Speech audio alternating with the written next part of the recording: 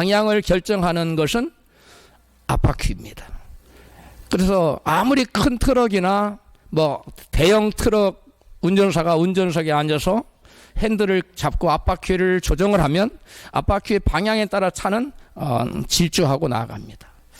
차와 달리 이 배의 방향을 결정하는 것은 배 밑창 뒤쪽에 달린 조그만한 키입니다.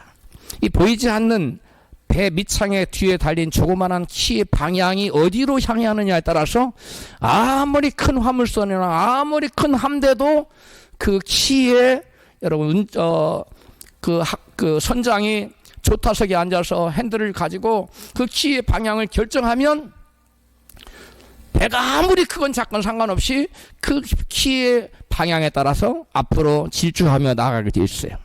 그렇다면 우리 인간의 방향을 설정하는 것은 무엇일까요? 우리 인간의 삶의 방향을 좌우하는 것을 결정하는 것이 있어요. 자동차는 앞바퀴, 배는 밑창에 달린 키인데 우리 인생의 방향, 우리 인생을 목적지를 결정하는 것이 뭐냐? 그것은 각 사람이 자기가 세운 여러분 삶의 목적입니다. 내가 어떠한 삶의 목적을 세웠느냐에 따라서 그 사람은 자기가 목표한 대로 달려가게 돼 있어요. 그래서 저와 여러분이 목표를 세우되 하나님께서 기뻐하시고 또한 하나님을 기쁘시게 하는 그러한 목적을 세워야 될 줄 믿습니다. 바울은 어떤 인생의 목적을 세웠느냐? 자기가 살든지 죽든지 오로지 주님을 기쁘시게 하는 것이 바울의 삶의 목적이었어요.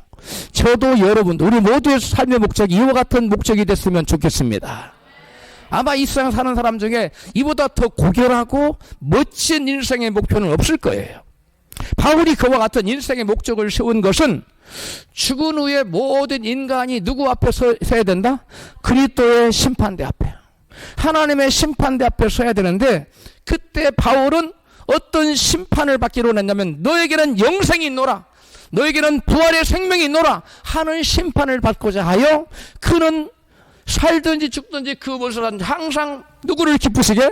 하나님을 기쁘시게, 그리스도를 기쁘시게 하는데, 주님을 기쁘시게 하는데 그의 삶의 모든 것을 걸었어요. 사람은 자기를 기쁘게 하는 삶의 목적을 세울 수도 있고 아니면 하나님을 기쁘시게 하는 삶의 목적을 세울 수도 있어요. 그런데 어떤 삶을 선택하느냐에 따라서 인생은 전혀 반대 방향으로 달려가겠어요. 우리가 생각할 때는 자기를 위하여 인생의 목표를 세우면 멋진 무슨 뭔가가 이루어질 것 같으나 성경 그렇게 말씀하지 않아요. 너희가 너희 자신을 위하여 살고자 하는 자는 죽을 것이요 너희가 나를 위해서 살고자 하는 자는 죽고자 하는 자는 뭐 할 것이다? 살 것이다. 여러분, 주님을 위해 죽고자 하는 마음을 가지고 주님을 기쁘시게 하려는 그런 인생의 목표를 가지고 산 사람들은 그 삶의 과정이 힘들고 어렵고 고단하고 여러 만역경과 시련을 겪을지라도 결국은 하나님을 사랑하는 자에게 모든 것이 합력하여 선을 이루는 위대한 인생, 복된 인생으로 귀결될 줄로 믿습니다. 왜 사람이 하나님을 기쁘시게 하는 삶을 살아야 할까요?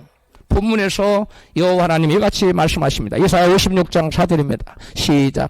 여호와께서 말씀하시기를 비록 고자라 할지라도 나의 안식일을 지키며 나를 기쁘게 하는 일을 하고 나의 언약을 철저히 지키면 곧 그들에게 내가 내 집에서와 내 성 안에서 자녀보다 더 좋은 처소와 영원한 이름을 주어 영원토록 잊혀지지 않도록 하리라. 쉬운 성경이에요. 6절. 이방일지라도 나의 언약을 굳게 지키면 나의 성산으로 인도하여 그들을 기쁘게 할 것이며 그들의 제사를 기꺼이 받게 되리니. 아멘. 비록 고자라 할지라도, 남자인데 생산력이 없어요. 자녀를 생산할 수 있는 능력이 없는 자를 고자라고 그래요. 할지라도 안식일을 힘써 지키고 언약을 굳게 붙잡는 자, 말씀을 굳게 지키며 살아감으로 하나님을 기쁘게 시게 하며 사는 자들에게는 무슨 이름을 주겠다고? 영원히 잊혀지지 않는 이름, 영원히 끊어지지 않는 기념할 만한 이름을 주겠다는 거. 할렐루야. 영원한 이름이 영생을 주겠다는 거죠. 뿐만 아니라 이방인이라 할지라도 하나님의 기쁘시게 하는 자들의 하나님께서 예배를 당신의 성산으로 불러서 예배를 드리게 하시고 그 제사를 받아주신다는 거예요. 그리고 그의 성산에서 그들에게 기쁨을 주겠다는 거예요. 비록 이방인일지라도 하나님을 기쁘시게 하는 삶을 사는 자에게는 인생의 크고 작은 문제 가운데 처할지라도 항상 기쁨 가운데 행복한 인생을 살게 해주겠다는 거예요. 할렐루야. 그래서 저와 여러분은 여호와 하나님을 기쁘시게 하는 삶을 살아야 된다는 거예요. 우리가 그 무엇으로 그렇다면 하나님을 기쁘시게 할 수 있을까요?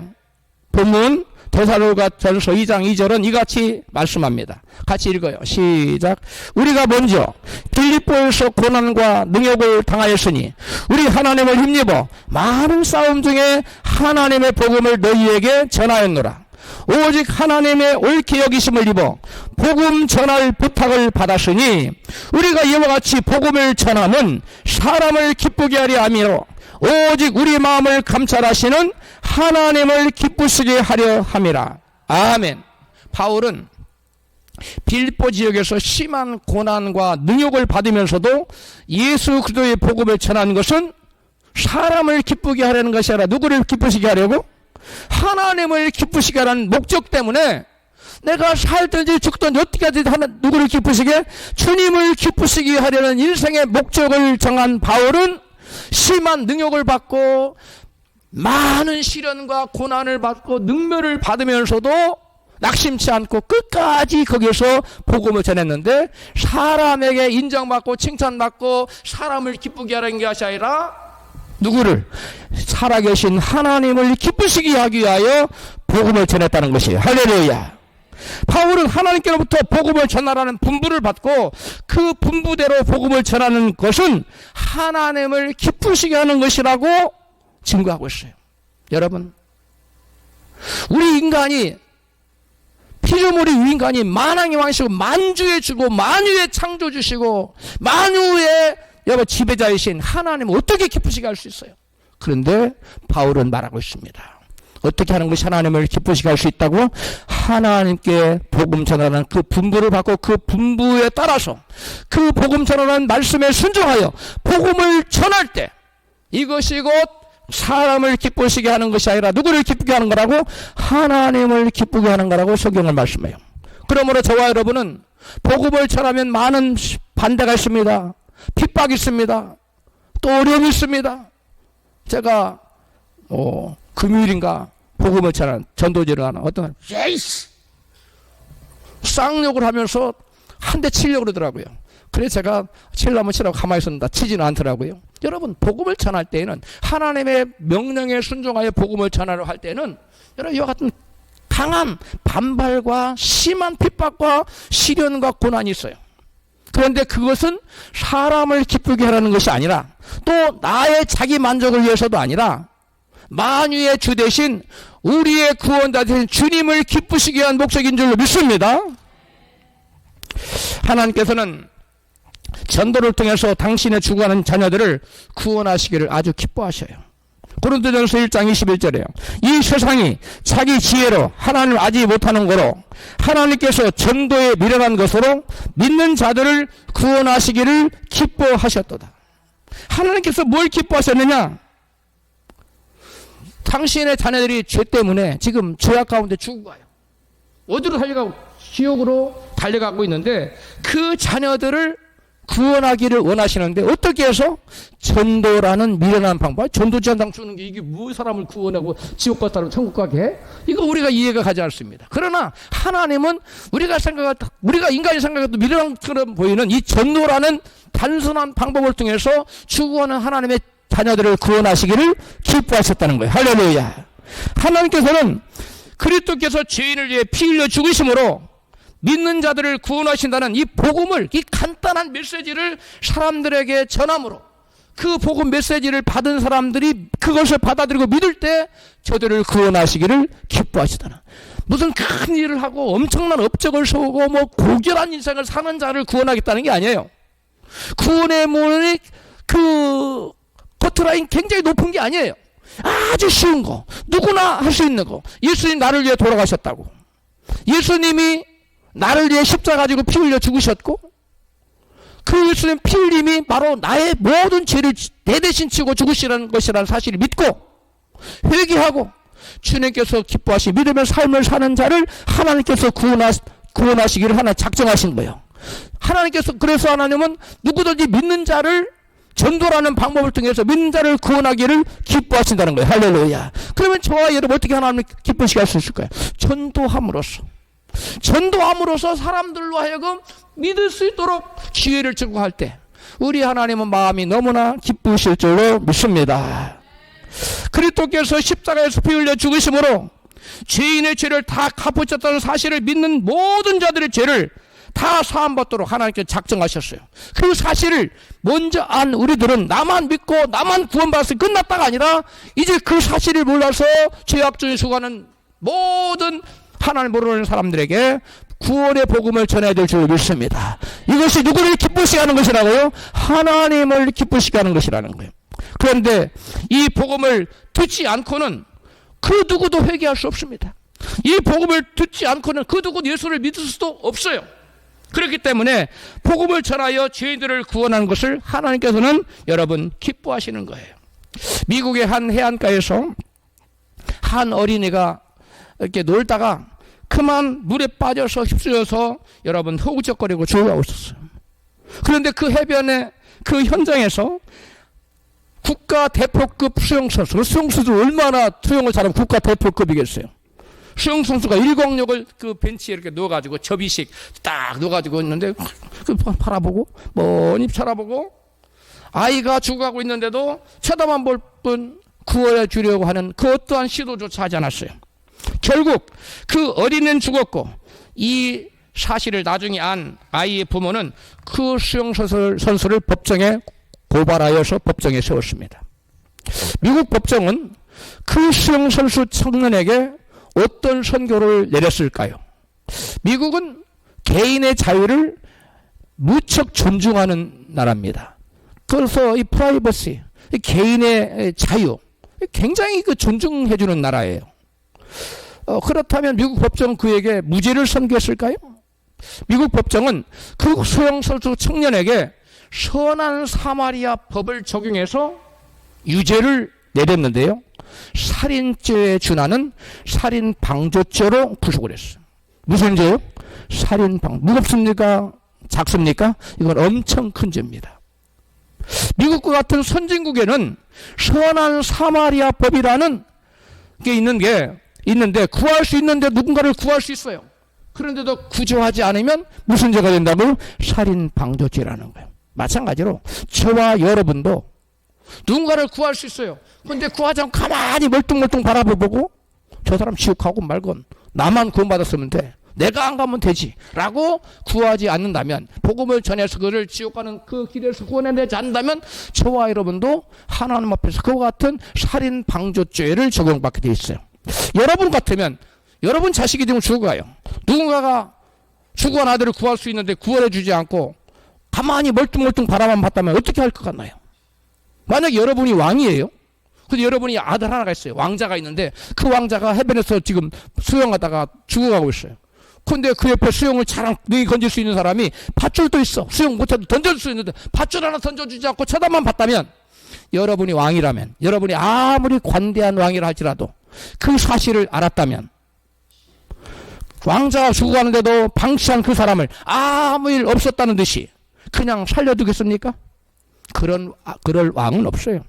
여러분에게 억만금을 가져다 주는 것이 더 기쁩니까? 아니면 지금 큰 죄를 지어서 사형 언도를 받았어요. 이제 사형 집행날을 기다리는 아들에게 여러분 그 사면을 받도록 누군가가 도와줬다면 어느 것이 기뻐요? 억만금을 가져다 준 사람을 더 감사해요?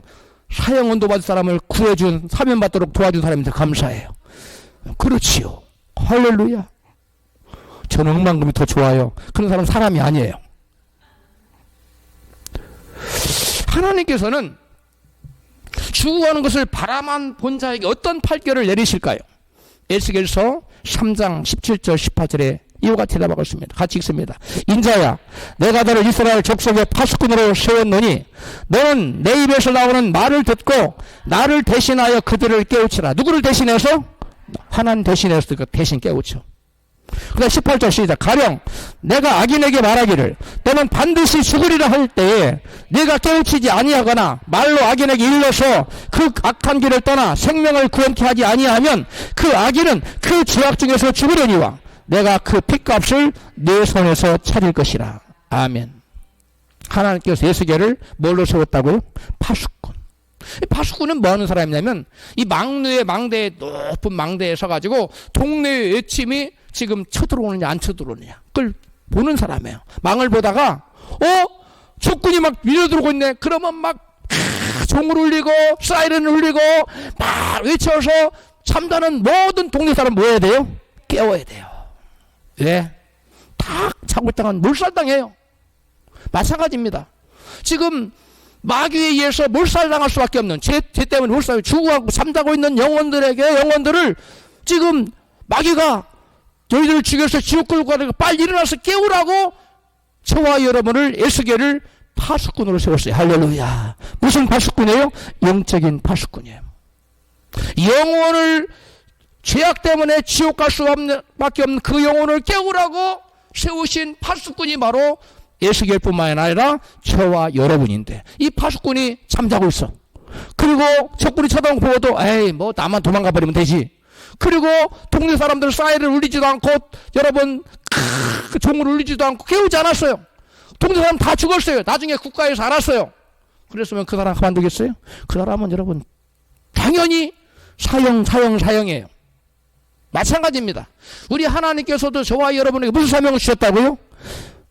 잠자는 영혼, 지옥 갈 영혼을 흔들어 깨워서 지옥 가지 말고 어디로 보내라고, 천국을 보내라고 깨워야 될 파수꾼의 사명을 저와 여러분이 주었다는 사실을 믿으시면 아멘 하십시다.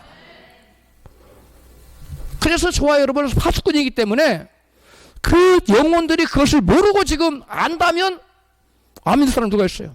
불이 났어요. 근데 불 났는데 호텔에 자고 있는 사람 문을 두들기지 않으면 다 죽어요. 잠자다가.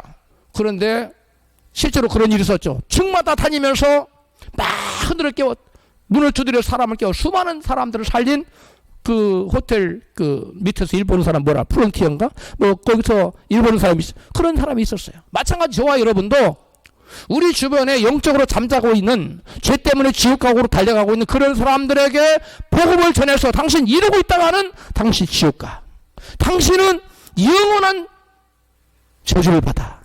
그러니까 빨리 회개하고 깨어서 주님 앞에 나오시오라고 우리는 그들을 깨워서 흔들어서 주님 앞으로 인도해낼 줄로 믿습니다.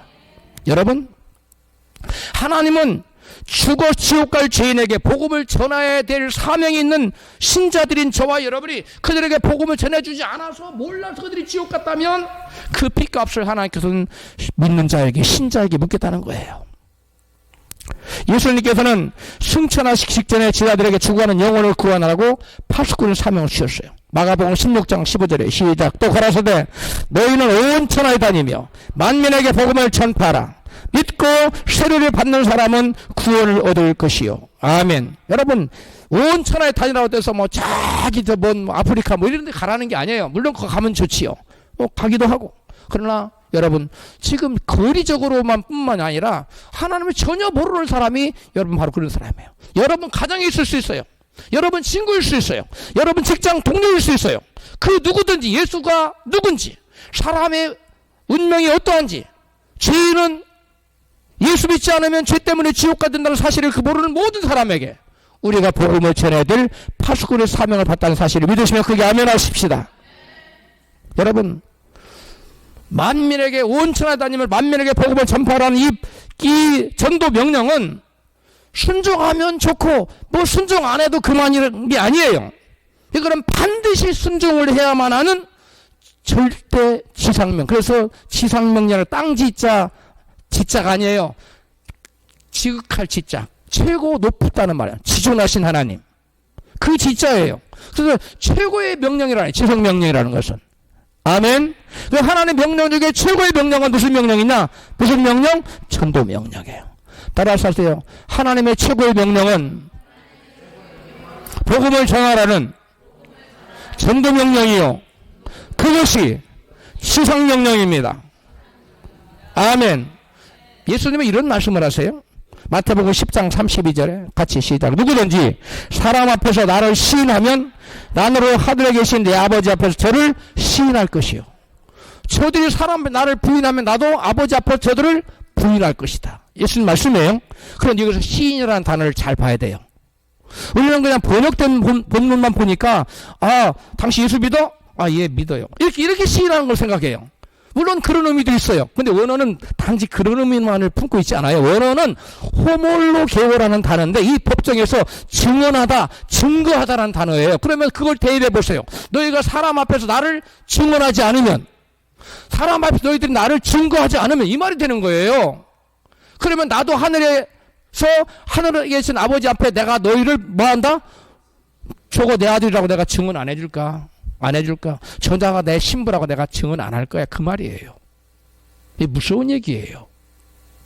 여러분, 하나님의 감동 만나는 모든 사람에게 하나의 감동을 저자에 가서 복음을 전하라. 감동을 줄 때 여러분 수줍어하거나 부끄러워하지 말고 담대히 예수 믿으십니까? 선생님, 사장님 예수 믿으십니까? 예수 믿지 않으면 지옥 갑니다. 예수 믿으십시오. 이렇게 전해야 될 줄 믿습니다. 이게 파수꾼의 사명이에요. 그렇게 안 하면 부끄러워해. 그래서 예수님을 시인하지 않아. 예수를 증거하지 않아. 호몰로게오하지 않는단 말이에요. 예수님 하나님이라고 증거를 안 해. 예수님 당신과 나의 구세주라고 증거를 안 해. 그럼 하나님도 예수님도 하나님 앞에 그를 증거하지 않겠다. 증언한 저는 내 아들이라고, 나의 제자라고 주님이 시인해 주지 않겠다. 호몰로게오하지 안 하겠다는 거. 여러분, 하늘 법정에서 우리 변호사이신 예수님이 저와 여러분을 저자는 나의 제자라고, 저자는 나의 신부라고, 내가 저자를 위해서 십자가에 돌아가셨다고 증언해 주시기를, 그러한 소리를 듣기를 주 여러분 축복합니다. 근데 누가 그런 소리를 듣느냐? 만나는 모든 사람에게 호몰로게오 하는 사람, 증언하는 사람, 예수님이 주님이시라고, 예수님이 하나님이시라고, 예수님 만왕의 왕이시라고, 예수님 창조주시라고 증언하는 그 사람을 예수님도 하나님 아버지 앞에서 증거해 주겠다는 거예요. 할렐루야. 우리 하나님께서는 당신의 독생자를 보내셔 십자가에서 피 흘려 죽게 하셨다는 사실이 무엇을 의미할까요? 세상의 죄로 인해 죽은 한 사람 한 사람이 독생자 예수님보다 더 귀하다는 것을 의미하는 거예요. 무슨 말 이해 가십니까? 하나님의 당신이 하나밖에 없는 아들을 세상에 보내셔서 십자가 살려서 피 흘려 죽게 했어요. 그것이 의미하는 바가 뭐냐 이거예요. 그것이 의미하는 바는 바로 죄 때문에 죽은 한 사람 한 사람이 누구보다 더 귀하다. 십자가에 달려 돌아가신 예수님보다 더 귀하다는 거예요. 할렐루야. 그러면 그 십자가에 달려고 돌아가신 예수님보다 더 귀한 한 사람 한 사람 영혼이 지옥 가는데 그 사람을 보고 멀뚱멀뚱 바라만 봐야 되겠어요? 애타는 마음으로 저 사람도 회개하고 예수 믿고 나처럼 예수 믿고 구원받으면 좋겠다 하는 마음으로 예수님을 증거하는 자가 되어야 되겠어요. 증거하는 자가 되기를 축복합니다. 할렐루야. 그래서 한 영혼을 구원하려고 전도하는 것을 우리 하나님은 그 무엇보다도 기뻐하시고 아름답게 보세요. 하나님은 무엇을 아름답다고 보신다고요? 성경은 우리 인간을 하나님께 아름다고 표현한 것이 딱 한 군데 나와요. 인간을 보고 아름답다라고 표현하는 것이 딱 한 군데 나온다고요. 이사야 52장 시작. 복된 소식을 가져오며 구원을 공포하며 이르기를 내 하나님을 통치하신다는 자의 산을 넘는 발이 어찌 그리 아름다운고. 구원의 복음 복된 소식을 전하는 그 자의 발을 하나님 뭐라고 본다고? 아름답다고 한다고요. 그 누가 그 무엇을 아름답다 하는 거 노래가 있는데, 여러분 하나님은 우리 인간의 그 무엇을 아름답다고 본다고요? 복음의 말씀을 들고 산을 넘고 물을 건너, 무슨 말이에요? 장애물을 넘어서 복음을 전하는 자의 발을 하나님께서는 뭐라고 보신다고요? 아름답다. 그 신약성경에서 로마서에 바울이 이렇게 인용했어요. 로마서 10장 15절 시작. 보내심을 받지 아니하였으면 어찌 전파하리요? 기록된 바 아름답도다. 좋은 소식을 전하는 자들의 발이여 함과 같으니. 좋은 소식을 복된 소식, 복음을 전하는 자의 발이 하나님 보시기 뭐하다고요? 아름답다고. 여러분, 우리 여성분들 참 이쁜 분들 많으신데 얼굴 이쁜 거 자랑하지 마세요. 하나님은 그걸 아름답다고 안 해요. 여러분이 사람들이 아무리 여러분 이쁘다고 말 안 해줘도 복음지를 들고 전도지를 들고 가서 복음을 전하면 아름답다 내 딸이요 그렇게 말하고 계세요. 반응이 없었어요. 아멘 하세요. 믿습니까? 여러분 우리가 사람은 뭐라고 하든지 뭐라고 말하든지 복음의 전도지를 들고 산 넘고 물을 건너 여러분 말씀을 전하고 복음지를 전하는 그 복음 전한 자의 발을 하나님께서는 뭐하다고 하세요? 아름답다고 하셔요. 하나님 보시기에 아름다운 여러분 되시기를 주의라고 축복합니다. 어느 선교사님이 한 남자에게 복음을 전하려고 했으나 전혀 들으려고 하지를 않았어요. 그러자 안 되겠으니까 전도지 한 장을 건너줬어요. 이렇게 전도지를 이거나 받아가지고 가세요. 전도지를 줬더니 그걸 받아갔어요. 그 전도지는 뭐라고 써져 있었느냐, 만일 오늘 밤 내가 죽는다면 공공 어디에 가게 될 것이다, 빈칸을 채워주시고 서명해 주세요, 이런 전도지였어요. 그래서 적혀서 항해사 했던 그 전도지를 받은 그 사람이 자신의 증기선으로 돌아와서 침대에 그 전도지를 던져놓고는 리버풀로 향하는 항해길을 올랐습니다. 그런데 항해하는 동안에 쉬거나 잠자리에 들 때마다 침대 위에 있는 전도지가 자신을 그렇게 바라보고 있는 것처럼 느낌을 받게 됐다는 거예요. 마침내 그 항해사는 그 전도지의 빈칸을 채웠습니다. 오늘 밤 내가 죽는다면 나는 지옥에 가게 될 것이다. 그러나 난 거기에 가지 않고 하늘나라에 가게 될 것이다. 왜냐하면 바로 지금 나는 예수님을 영접할 것이기 때문이다. 빈칸을 다 채웠어요. 그 전도지는 그 뒤에 줄까지 있었나 봐요. 그래서 위에는 지옥, 밑에는 하늘나라를 딱 써놓고 이제 예수님 영접한 거 자기가. 그리고 자기에게 전도지를 주었던 이 선교사님이 수석해 있는 뉴욕에 있는 그 선교본부를 찾아가서 이러한 간증을 전해줬어요. 내가 당신한 전도지를 받아 갔는데 이거 침대에 던져난 이게 내가 쉴 때마다 나를 바라보고 있고 또 잠자리에 들 때마다 나를 바라보고 있어. 내가 할 수 없이 내가 전도지에다가 나는 죽는다면 오늘 밤 죽는다면 지옥에 갈 것이다. 그러나 나는 거기에 가지 않고 하늘나라에 가게 될 것이다. 왜냐하면 내가 지금 바로 예수님을 영접할 것이다. 내가 다 써놨어요. 그걸 간증을 했다는 거예요. 여러분 이게 무엇을 의미하냐면 전도지를 통해서 누가 역사하셨다는 거예요? 성령 하나님이에요. 열매를 맺게 하시는 것은 누구의 몫이에요? 하나님의 몫. 우리는 전도지 돌리고 다음 주에 당장 그 사람 교회 나와야 전도 잘했다고 생각해요. 그렇지 않습니다. 그게 중요한 게 아니에요. 저와 여러분의 몫은 복음 실은 전도지를 모아주기만 하면 되는 거요. 전해주면 돼요. 복음을 전하면 더 좋고요. 안 전해줘도 하나님 역사하면 성령께서 그가 잠자리에 들 때마다 전도지가 쳐다보게 만들어. 쉴 때에도 쳐다보게 만들어. 그 영혼을 감화감동시키는 것은 저와 여러분의 달변이 아니라는 거예요. 저와 여러분의 설득력 있고 감화감력이 있는 그런 인간의 말이 뛰어난 수사로 전하는 말이 아니라는 거예요. 저와 여러분의 사명은 단지 복음을 전하는 자가, 전달자가만 되면 되고 그 복음의 씨앗에 열매를 맺게 하시는 분은 누구시라고요? 하나님이시라. 할렐루야. 여러분 열매 맺게 하시는 것은 하나님의 몫이에요. 우리는 그냥 전하면 돼요. 너희는 때를 어떤지 못 어떤지 하나님의 말씀을 전파하라. 전하면 돼요. 그러면 열매는 누가 맡게 하신다고요? 하나님. 우리가 하나님의 목까지 우리가 차지하려고 하면 안 돼요. 그 다음으로 전도하는 자들을 하나님께서는 기뻐하셔서 항상 함께 해주십니다. 마태복음 28장 7절입니다. 시작. 너희는 가서 모든 족속으로 제자를 삼아 아버지와 아들과 성령의 이름으로 세례를 주고 볼지어다 내가 세상 끝날까지 너희와 항상 함께 있으리라 하시니라. 아멘. 전도는 하나님을 기쁘시게 하는 것인데 전도자와 우리 주님께서는 항상 함께 하시겠다고 뭐 하셨어요? 약속을 하셨어요. 전도자와 주님은 뭐 하신다고요? 항상 함께 하신다. 언제까지? 세상 끝날까지. 예수님께서는 이 땅에 오신 목적을 이같이 말씀하세요. 마가복음 1장 38절에 시작. 이르시되 우리가 다른 가까운 마을로도 가자. 거기서도 전도하리니 내가 이를 위하여 왔노라 하시고 이 온 갈릴리에 다니시며 저희 여러 회당에서 전도하시고 또 귀신들을 내어 쫓으시더라. 아멘. 예수님은 하나님께서 항상 당신과 함께 하신 이유를 이같이 말씀하십니다. 요한복음 8장 29절이에요. 나를 보내신 이가 나와 함께 하시도다. 내가 항상 그의 기뻐하신 일을 행함으로 나를 혼자 두지 아니하셨느니라. 아멘. 예수께서는 갈릴리 온 마을에 다니시며 두루 다니 뭘 전했어요? 복음을 전했어요. 내가 이 일을 위해서 왔다. 말씀하시 두루 복음을 전하셨어요. 그렇기 때문에 주님 하나님께서는 예수님과 항상 하나 기뻐하시 전도를 하심으로 항상 함께 하셨다는 거예요. 하나님이 여러분과 항상 함께 하시기 원하십니까? 그렇다면 여러분 전도하십시오. 전도가 어려운 거 아니에요. 목사님 저는 복음을 잘 모르는데요. 깊이 여러분 그런 거 상관없어요.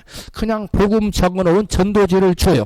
아니면 주보라도 갖다 줘요. 그리고 여기 말씀이 있으니까. 하나님은 어떻게 역사할지 아무도 모릅니다. 할렐루야. 하나님은 준비된 영혼에게 준비된 어떤 사람은 누가 나한테 좀 전도지 좀 누가 전해주는 사람 없나? 네. 전도지를 받기를 원하는데 근데 주는 사람이 없어요. 나 좀 교회 좀 가고 싶은데 누가 나를 인도하는 사람이 없는 거야. 여러분 전하다 보면 꼭 우리 교회 안 와도 괜찮습니다. 그가 대신 기도를 해야 돼요. 저분 이단 아닌 대로 저 영혼을 구원시킬 대로 하나 인도해 주시라고 복음지를 전해주시면 꼭 우리 교회 안 와도 괜찮아요. 할렐루야. 그게 하나님 기뻐하시는 일이에요. 예수님이 그와 같은 일을 하셨다는 거예요. 여러분 성경에 위대한 인생을 살았던 사람들의 공통점이 있어요. 요셉, 모세, 여호수아, 다윗 같은 사람의 공통된 성공 비결이 있어요. 그게 뭐냐면 여호와께서 그들과 함께 하셨다는 다 나와 있어요. 그들의 생활에 항상 여호와께서 그들과 뭐 하셨다고요? 함께 하셨다는 거예요. 할렐루야. 전도하는 자와 하나님께서 끝날까지 함께 하신다는 사실을 너무도 잘 알았던 바울이 이렇게 고백해요. 사도행전 20장 24절에 시작. 주 예수께 받을 사명 곧 하나님 은혜의 복음 증거하는 일을 하고자 하면은 나의 생명을 조금도 귀한 것으로 여기지 아니하노라. 바울은 자기 생명보다 뭘 더 귀하게 여겼어요? 복음 전하는 거. 어떤 분은 목사님 저는요 제 생명보다 돈을 더 귀하게 여깁니다. 이렇게 하는 사람도 있어요. 어리석은 자예요. 여러분 돈을 위해서 목숨을 바치지 말고 주님을 증거하는 일에 목숨을 바치면 나를 위해 죽고자 하는 자는 뭐예요? 살 거라 할수. 자기를 위해 살고자 하는 자는 죽을 것이라 할수. 여러분 바울은 복음 전하는 일을 자기의 목숨보다 더 귀하게 여겨서 삶 자체가 전도였던 사람이었어요. 그래서 바울과 하나님께서는 항상 함께 해주셔서 그는 부족함 없는 삶을 살았어요. 고린도후서 6장 9절에 그의 고백을 들어봐요. 시작. 근심하는 자 같으나 항상 기뻐하고 가난한 자 같으나 많은 사람을 부유하게 하고 아무것도 없는 자 같으나 모든 것을 가진 자라도. 여러분 이런 인생 됐으면 좋겠어요? 안 좋겠어요? 좋지요. 부족함 없지요. 많은 사람들이 엄청나게 많이 가졌는데 부족함을 느껴. 모든 환경을 다 갖췄는데 슬퍼. 괴로워. 근데 많은 걸 가졌는데 더 갖고 싶어. 그게 아니라 아무것도 없는 것 같은데 모든 것을 가진 자로 삶을 사는 거예요. 이러한 인생이 바로 바울에게 주어졌는데 이런 축복이 있죠. 바울은 어떤 사람이었어요?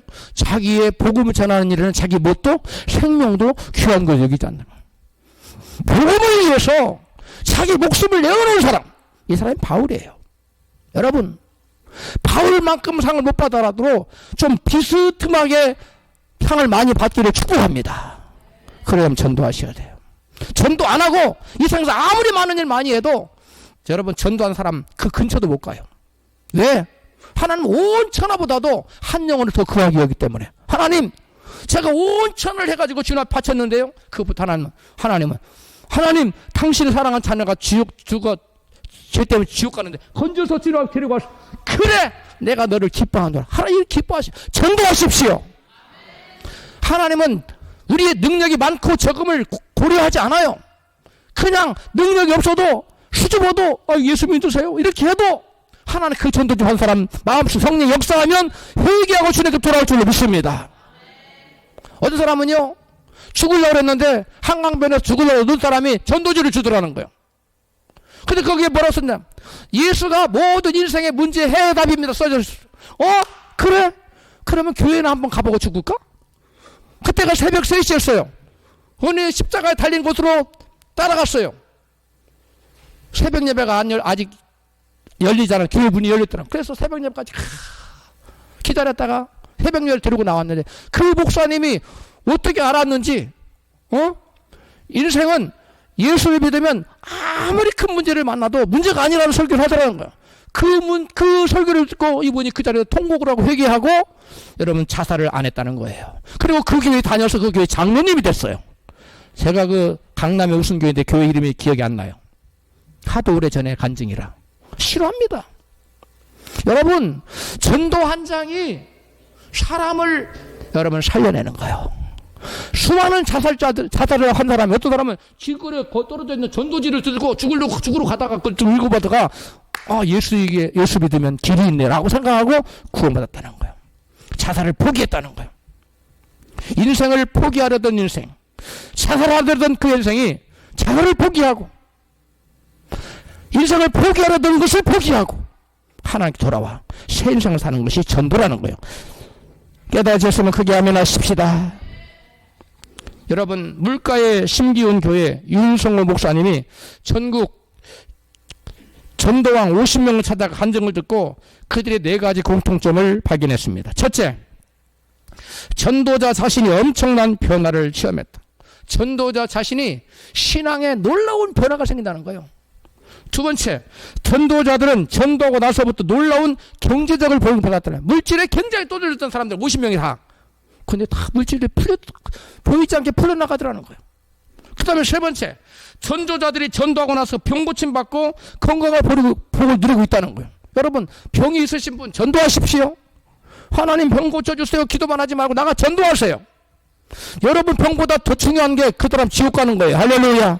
전도하면 하나님 병도 고쳐주세요. 할렐루야. 제 얘기가 아니라 이 사람들의 간증이에요.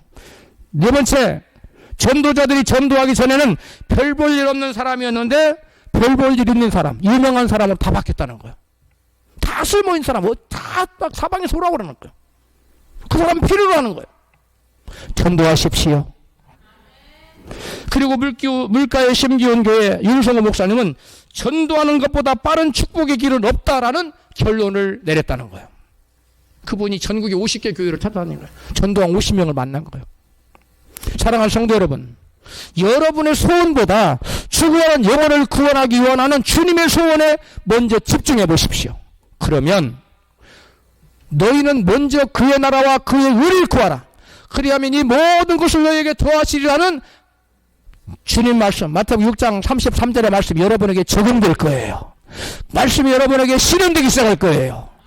먼저 그 나라와 그의 의, 하나님 원하시는 전도에 여러분 시간을 쏟으시고 나가서, 여러분 매일 안 나가면 일주일에 한두 번이라도 꼭 나가서 복음을 전할 때 하나님이 여러분과 함께 하시고 여러분 생애 가운데 놀라운 역사, 반전의 역사가 나타나게 줄 줄 믿습니다.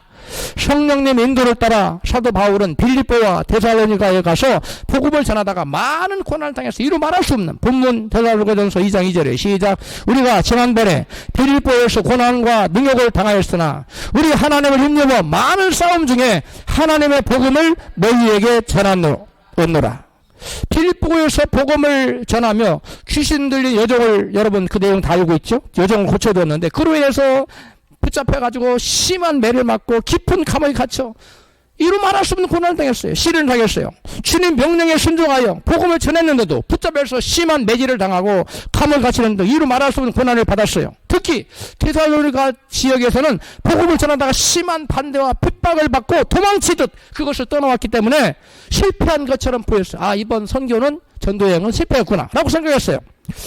로마의 관문인 마게도냐에서 복음을 전한 것이 고난당하고 실패로 끝난 것처럼만 보였는데 나중에 알고 보니까 그 매맞고 어려움 중에 고난 그 복음을 전했던 그곳에 빌립보에 그리고 데살로니가에 그리고 베레아에도 교회가 척척척 많은 사람들이 회개하고 있으면 믿고 구원을 받아서 교회가 세워지는 걸 볼 수 있었어요. 할렐루야.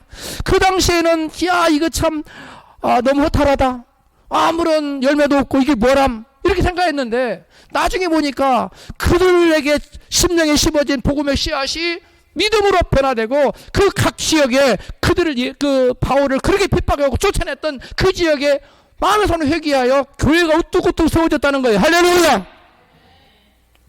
바울이 많은 환난과 어려움 중에도 복음을 전했더니 결국은 많은 교회가 세워지고 복음이 확산되었어요. 데살로니가서 2장 1절에 그것을 말하고 있어요. 시작. 형제들아, 우리가 너희 가운데 들어간 것이 헛되지 않은 줄을 너희가 친히 아나니. 왜? 많은 사람이 회개했거든요.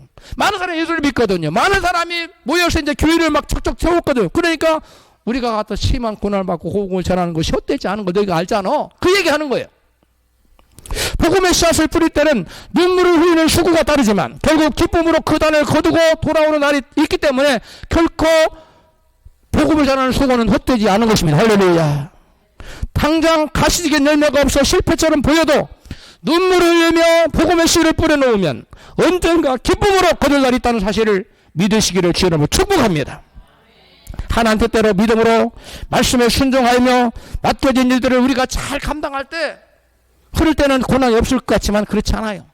하나님 말씀대로 말씀에 순종하여 그 길로 갈 때에 여러분 그 길에 마귀가 회방이 핍박이 있어요. 환난이 있어요. 시련이 있어요. 극한 어려움이 다를 수 있어요. 여러분 그러나 그러한 것들은 결국 우리를 실패로 우리를 이끌어가는 것 같지만 결국은 하나님 사랑한 자에게는 모든 것 합력하여 뭘 이루기 때문에 선을 이루기 때문에 결국 복음의 씨앗은 그들이 심령에 떨어졌고 떨어진 씨앗은 여러분 어떤 씨앗 결국 나요. 제가 지금 옥수수를 좀 심어놨는 텃밭에 옥수수가 어떤 것은 전익 났는데 어떤 거 인제 나와. 어떤 거 이만큼 컸는데 복음의 씨앗도 마찬가지. 어떤 사람은 빨리 난 사람도 있고 어떤 사람은 더딘 난 사람도 있어요. 여러분 복음의 씨앗을 뿌릴 때 당장 안 난다고 낙심하지 말고 때를 어떤지 못 어떤지 끊임없이 전하면 하나님 성령께 역사하실 줄 믿습니다.